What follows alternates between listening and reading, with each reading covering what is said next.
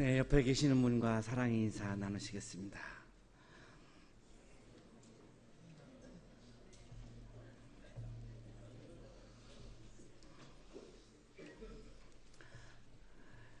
네, 너무 행복합니다. 최고의 음악, 최고의 연주 이렇게 함께 있어서 뭐 말이 나오지 않습니다. 너무너무 기쁘고 행복합니다. 로메로라고 하는 영화는 실제로 있었던 사건을 그렸던 그런 영화입니다. 1917년에 엘살바도르에서 있었던 그런 사건이었습니다. 이 험베르토라고 하는 한 장군이 대통령이 되고 싶었고, 그래서 부정선거를 계획을 하고 부정선거를 진행을 해서 대통령이 되려고 합니다. 많은 시민들이 이거를 막았습니다. 정의가 아니기 때문에, 바르지 않기 때문에, 백성들의 공감을 얻을 수가 없기 때문에, 그러면 나라가 어려워지니 그것을 막았습니다. 길거리에 나와서 프리덤 프리덤 이렇게 외치면서 그거를 막았습니다.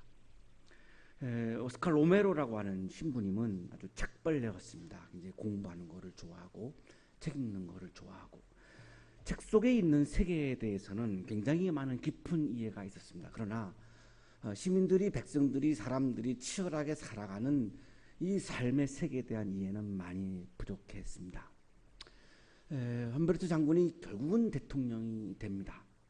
대통령 취임하는 날 로메로 신부는 주교 비숍으로 취임을 하죠.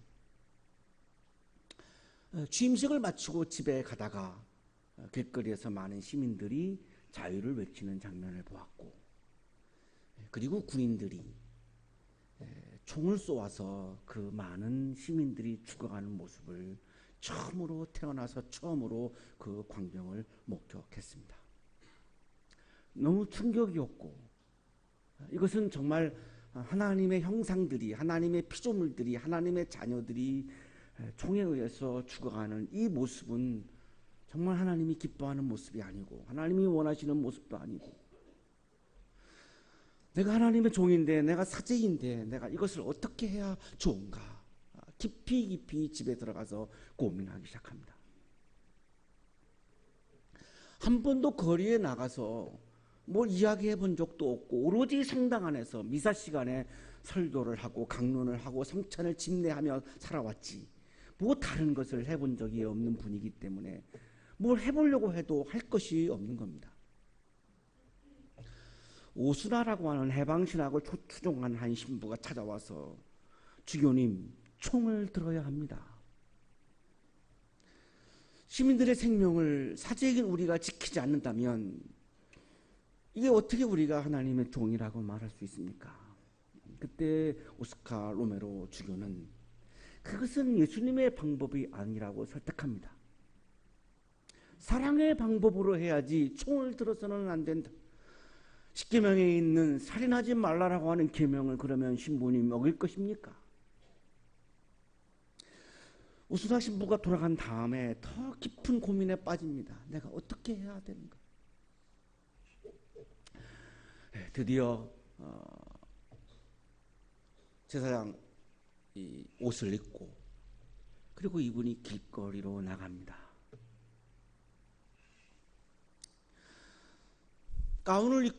신부 가운을 입고 길거리에 나가서 그 총을 쏘는 사람들 앞에 가서 외치기 시작했습니다. 중지하십시오. 중지하십시오. 내가 하나님의 이름으로 명령합니다. 중지하십시오. 여러분, 지금 방아쇠를 당길 때 살인하지 말라라고 하는 하나님의 십계명을 마음에 떠올리십시오. 중지하십시오. 내가 하나님의 이름으로 명령합니다. 중지하십시오. 군인들이 와서 그 사제의 옷을 막 다 벗기죠. 옆에 있던 신자들이 자기의 겉옷을 벗어서 알몸으로 드러난 그 로메로 신부님의 몸을 가려드립니다. 험베르토 대통령하고는 이제 굉장히 갈라섰고요. 굉장히 많은 탄압을 하기 시작을 했죠. 여전히 로메로 신부는 미사를 집전할 때마다 생명은 하나님의 것이기 때문에, 총으로 죽여서는 안 된다라고 하는 설교를 계속해서 그는 계속했습니다. 아무래도 대통령이 보낸 자객 4명이 성당 2층에 숨어 들어왔고 포도주 잔을 올리며 이것은 우리를 위해서 흘리신 그리스도의 피입니다 라고 외칠 때에 2층에 있는 한 자객이 방아쇠를 당긴 총탄에 맞고 그 자리에서 로메로는 절명하고 맙니다. 이분이 마지막 남긴 말입니다.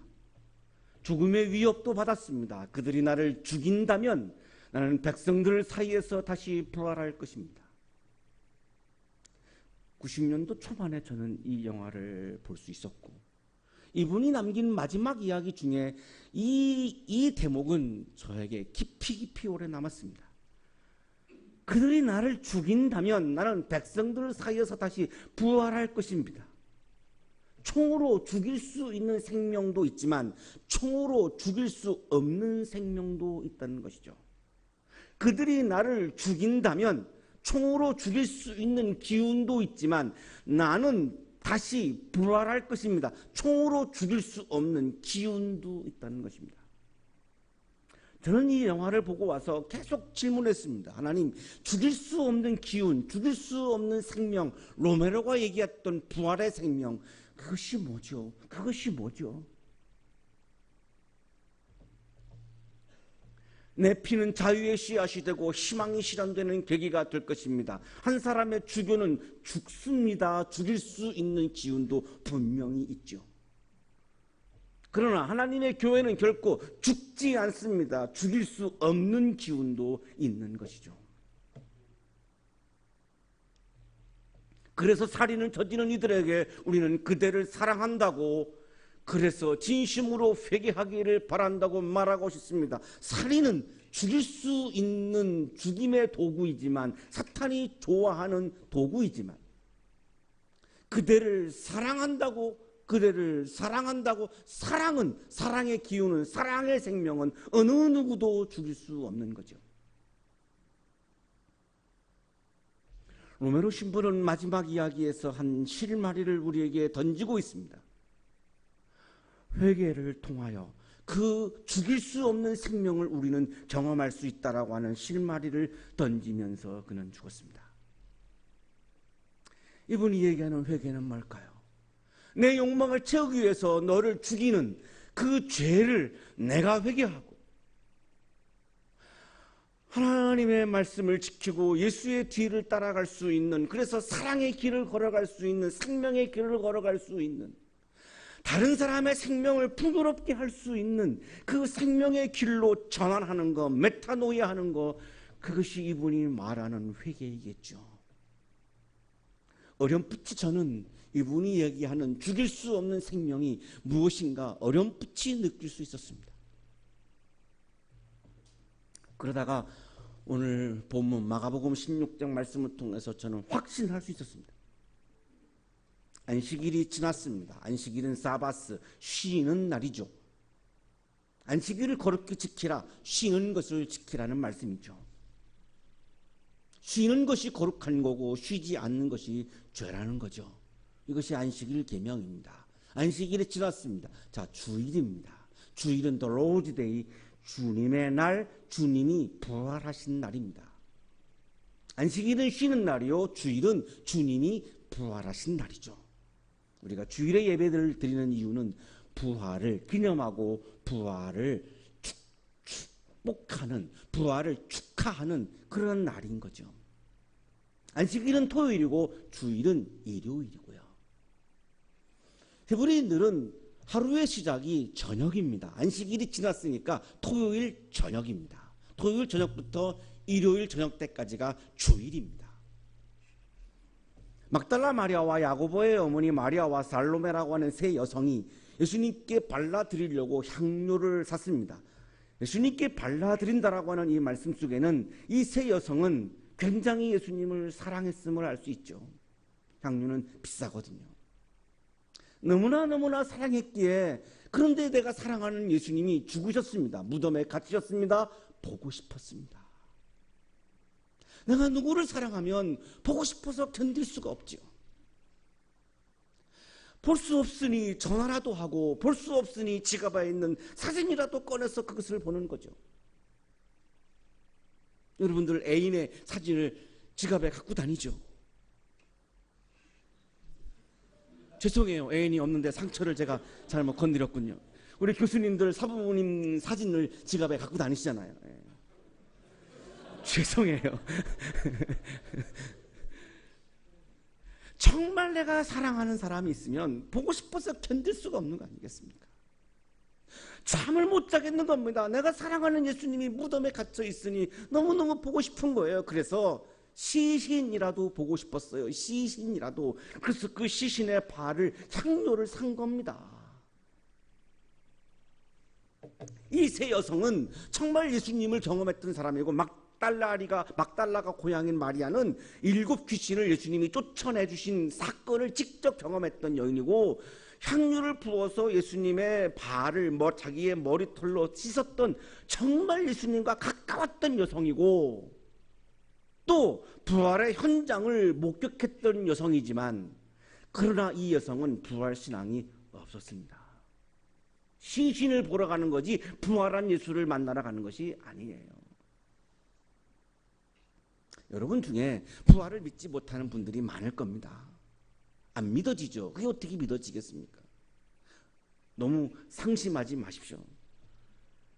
이 세 여성도 부활 신앙이 없었거든요. 하물며 2000년이 지난 우리 예수님을 본 적도 없는데 당연히 부활 신앙이 없는 건 너무나 당연한 거 아니겠어요? 위로 받으시라고요. 괜찮아요. 일회의 첫날, 일주일이 시작하는 첫날, 일요일이죠. 주일이죠. 새벽, 뭔가 새로운 기운이 막 통통 오는 새로운 여명이 시작되는 날, 생명의 세계로 막 나가야 될 것 같은 그날, 이 세 여성은 무덤으로 갔습니다. 생명이 웅통오는, 생명이 동통오는 새벽에 생명의 세계로 가야지 왜 무덤으로 갑니까? 부활신앙이 없었거든요. 그냥 시신이라도 보고 싶은 거거든요. 근데 감정적인 거죠. 신앙이 아니라 감정적인 거죠. 시신이라도 보고 싶은 거죠. 이 세 여성에게 고민이 있었습니다. 예수님의 시신을 보려면 돌을 움직여야 되는데 이스라엘의 무덤은 매장이 아니고 동굴에다가 시신을 집어넣고 큰 돌로 그거를 막아놓습니다. 도저히 그 여성의 3명의 힘으로는 옮길 수 없는 큰 돌이죠. 오늘 4절에 나오죠. 굉장히 큰 돌이에요. 이거를 옮길 방법이 없어요. 불가항력이에요. 불가능해요. 막연히 누군가가 우리를 도와주지 않을까? 누군가가 이 돌을 좀 굴려내 주지 않을까? 이런 아주 지극히 인간적인 기대감을 가지고 지금 가고 있는 거예요. 한 번도 인간의 기운을 뛰어넘는 신의 차원의 기운, 하나님의 기운의 차원은 한 번도 상상해 본 적이 없습니다. 철저히 지금까지도 인간의 기운의 차원에 머물러 있어서 누군가가 나를 도와주지 않을까, 굴려주지 않을까 기대하고 있는 거예요. 드디어 극적인 사건이 4절부터 일어나기 시작합니다. 세 여성이 눈을 들어서 보았습니다. 그냥 본 것이 아니라 눈을 들어서 보았습니다. 아나블레프사사이, 룩업. 그냥 현실을 돌멩이가 무덤을 가로막고 있는 이 장면을 그냥 본 것이 아니라 눈을 들어서 보았다라고 하는 말씀은 다른 차원을, 위의 차원을, 새로운 차원을, 내가 살아가고 있는, 내가 존재하고 있는 이 세계, 이 차원이 아닌 그거와 다른 더 높은 차원, 다른 차원을 보았다는 거죠. 인간의 기운으로는 돌을 움직일 수 없는 이 차원이 아닌 뭔가가 다른 차원, 그 위의 차원을 보았다는 거예요. 위의 차원을 보는 순간 엄청난 일이 일어나기 시작합니다. 이 위의 차원을 보는 게 신앙입니다. 그냥 보는 거는 현실입니다. 돌이 이미 굴려져 있었습니다. 아포케킬리스타이, 수동태. 예수님이 움직인 것도 아니고 누군가가 도와준 것도 아니고 그냥 굴려져 있었어요. 히브리인들이 하나님을 직접 거명하기 불편하고 좀 어려울 때, 경거망동하는 것 같을 때 쓰는 헬라어 어법이에요. 하나님의 기운에 의해서 이 돌이 옮겨졌음을 아포케킬리스타이라고 하는 이런 수동태로 사용하고 있는 거예요. 인간의 기운이 아닌 다른 차원, 더 높은 차원, 하나님의 기운이 이 돌을 옮겼다는 거죠. 부활의 주체는 하나님의 기운이에요. 사람의 기운으로는 이거를 할 수가 없는 거예요. 엄청나게 큰 돌을 하나님의 기운은 이것을 옮기신 거죠. 자, 여자아들이 무덤 안으로 드디어 들어갔는데 무덤 안에 웬 젊은 남자가 있었습니다. 저는 5절을 읽다가 가슴이 뛰었습니다. 교회에 있을 때에는 이 5절을 읽다가 가슴이 안 뛰었습니다. 보니까 부활을 처음으로 이야기한 사람이, 부활을 처음으로 증언한 사람이 청년이었습니다. 교회에 있을 때는 이게 눈에 안 들어왔는데 학교에 오니까, 여러분들하고 지내니까 이 단어가 눈에 확 들어왔어요. 우와, 부활을 처음으로 증언하고 부활을 처음으로 이야기하고 부활을 처음으로 전하는 것은 청년이었구나. 청년은 절망을, 죽음을 이야기하지 않고 청년은 부활을 이야기하는 사람이구나. 청년은 절망을 이야기하지 않고 희망을 이야기하는 사람이구나. 한국의 많은 청년들이 절망을 이야기하고 있어요. 죽음을 이야기하고 있어요. 그건 청년이 아니구나. 청년이란 죽음의 현실에서도 부활을 얘기하고 절망의 현실에서도 희망을 얘기하는 게 청년이구나. 막 가슴이 뛰는 거예요. 보니까 저만 뛰지 본인들은 안 뛰어요. 여러분이 부활을 처음으로 증언한 사람들이 날 거야. 이 역사, 이 세계 역사에서 나 같은 50대는 부활을 얘기하지 않았다고요. 20대가 부활을 처음으로 얘기했다고요. 얼마나 멋있어요. 청년이.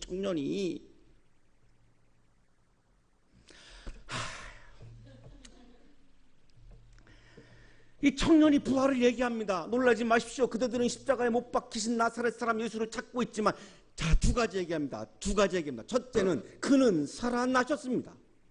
청년이 한 얘기예요. 그는 살아나셨습니다. 새 여성은 지금도 시신을 얘기하고 있고 시신을 생각하고 있는데 거기다 대고 이 청년이 예수는 살아나셨습니다. 에게르테, 일으킴을 받았습니다. 여기 또 수동태. 하나님이 이 예수를 일으켜 세우셨습니다. 예수는 평생 동안 안진뱅이를 일으키고 절망한 사람들을 일으키며 살아왔는데 이번에는 하나님이 예수를 일으켰습니다. 그 예수도 청년이었습니다. 33살이었습니다. 하나님께서 청년 예수를, 사람들이 죽인 예수를 다시 일으켜 세우셨어요. 에게르테. 하나님은 오늘날 한국에 있는 청년들을 일으켜 세우십니다. 두 번째 증언, 그는 여기에 계시지 않습니다. 부활하신 예수는 여기에 계시지 않습니다. 예수는 부재합니다. 그러면 뭐가 무덤을 채우고 있을까요? 그것은 예수를 일으키신 하나님의 기운이었습니다. 이것을 저는 오늘날 제3의 기운이라고 부르고 있습니다. 우리 대학생들이, 우리 교수님들이 가장 의지하는 것 중에 하나가 이성에서 온 기운이죠. 일의 기운, 이성에서 온 기운은 죽은 생명을 일으킬 수 없습니다. 우리가 많이 의지하는 제2의 기운이 자본에서 온 기운이죠. 이의 기운, 자본의 기운도 죽은 생명을 일으켜 세울 수 없습니다. 죽은 생명을 일으킬 수 있는 것은 제3의 기운, 하나님의 기운 외에는 없습니다. 그 하나님의 기운이 무덤 안에 가득 차 있던 거죠. 그 무덤 안에 하나님의 기운이, 3의 기운이 가득 찰 때 예수는 일어났고 그 무덤을 탈출해 나온 거죠. 엑소더스 한 거죠. 청년은 계속 말하죠. 제자들에 가서 이야기하십시오. 갈리로 가라고 말하십시오. 그들에게 그가 말씀하신 대로. 요 구절이 또 아주 감동입니다. 예수는 부재하나 말씀은 임재하고 있었습니다. 계속해서 말씀하신 대로 그들은 거기에서 그를 볼 것입니다. 예수께서 수도 없이 부활을 증언하셨죠. 그 말씀은 아직도 살아있던 거죠.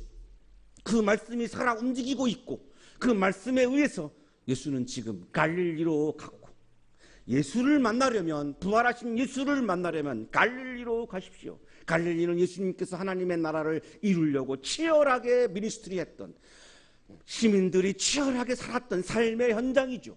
특별한 기도원이나 특별한 수도원이 아닙니다.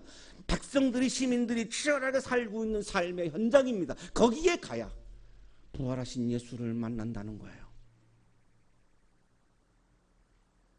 그들은 뛰쳐나왔고 무덤에서 나와서 벌벌 떱니다. 하나님의 기운을, 부활하신 기운을, 제3의 기운을 경험했던 그 여인들은 황홀경에 빠져서, 엑스타시에 빠져서 어쩔 줄 몰라 하고 부들부들 텁니다. 이 놀라움, 누미노제라고 합니다. 하나님을 체험하는 장면, 누미노제죠.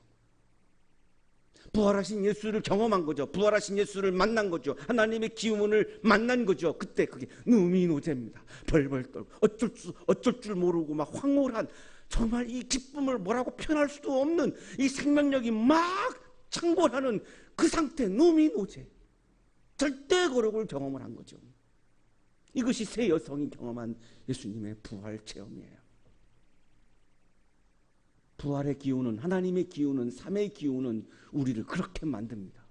우리를 일으켜 세우고 우리를 어쩔 줄 몰라 할 정도로 우리를 기쁘게 하는 그런 엄청난 기운이죠. 그 부활의 기운을 어디에서 경험할 수 있습니까? 갈릴리 현장, 여러분 강의실 그 현장, 연습실 현장, 우리 교수님들 연구실 현장, 내가 살고 있는 일상의 그 현장 속에서 치열하게 내가 살아가는, 하나님의 나라를 이루려고 치열하게 살아가는, 욕망을 이루려고 살아가는 길에서는 부활하신 예수를 만날 수 없지만 하나님의 나라를 이루려고 치열하게 살아가는 그 삶의 현장에서 우리는 부활하신 예수를 만날 수 있는 거죠.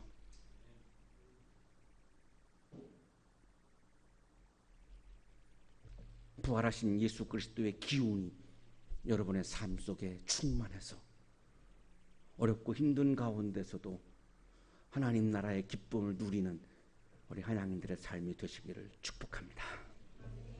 거룩하신 하나님, 부활하신 주님을 만나기를 원합니다.